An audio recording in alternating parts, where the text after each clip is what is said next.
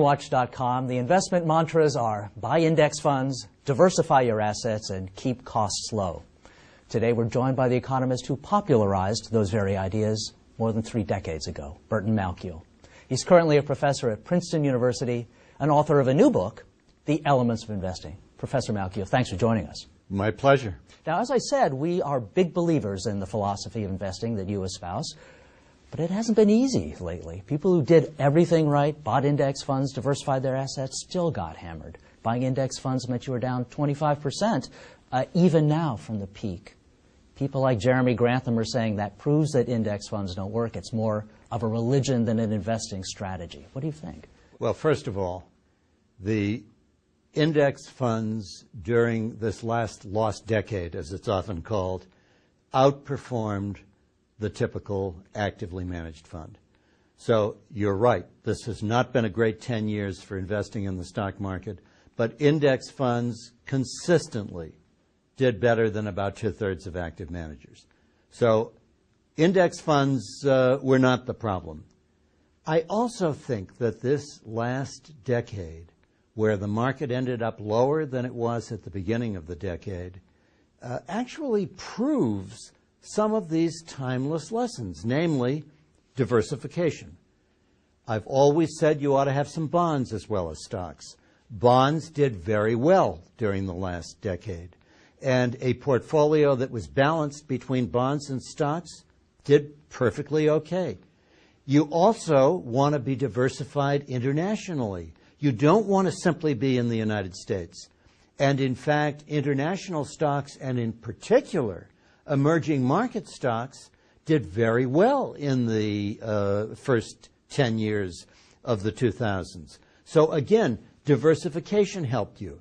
So many people, though, have talked about all the different kinds of assets you need in a diversified portfolio. It seems to have gotten really complicated. You need to have commodities. You need to have real estate. What's your point of view about that? Well, my sense is, and this is one of the reasons why Charlie Ellis and I wrote this book, The Elements of Investing. I mean, both of us have written this kind of stuff before, but what there hasn't been in the market is something that within 100 pages, we didn't quite make it because the typeface is big, it's a little over 100 pages, but could you put all these lessons down in a very short book that you could access in an hour or two?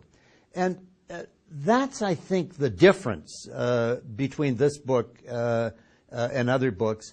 And we've also had a principle that we call the KISS principle, keep it simple, sweetheart, that we don't think you need to be that complicated. We don't think you need to be in commodity funds. We don't think you need to be in hedge funds.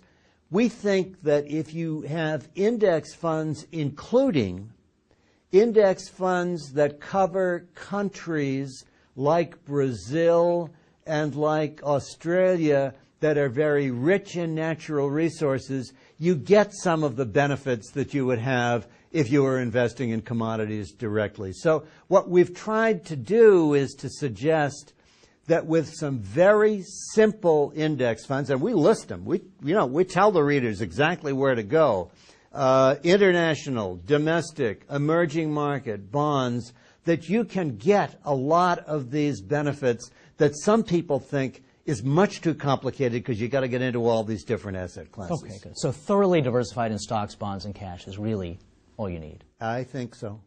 You've talked a lot about China, and you surprised me by coming out in favor of China. I thought that violated some of your own principles, like nobody knows more than the market. Everyone's been talking about China. What makes you think at this point that China would still be undervalued? I didn't say that China was undervalued, and I'm not sure that China is undervalued. China, when you adjust it for purchasing power, probably is an economy that's about 13% of the world economy. I think it'll be bigger than Japan in a year. I think in 20 years it'll be bigger than the United States. And so what I'm saying is, if you just indexed to the world economy, you will underweight China. And I don't want to underweight China because it's been the most rapidly growing economy in the world over the last 20 years, and I think it's going to continue to be the most rapidly growing major economy in the world. If there was one message that was the essential message of your book, what would it be?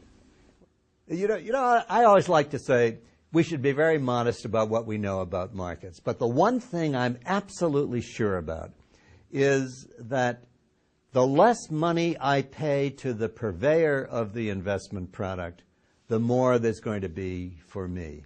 And so low cost would be, if there's one lesson to come out of it, look for low-cost solutions. I'm very fond of quoting my good friend Jack Bogle, who says, in the investment business, you get what you don't pay for. Thanks, Professor Malkiel. Let's leave it right there. Thank you very much. Enjoyed it. And thanks for watching.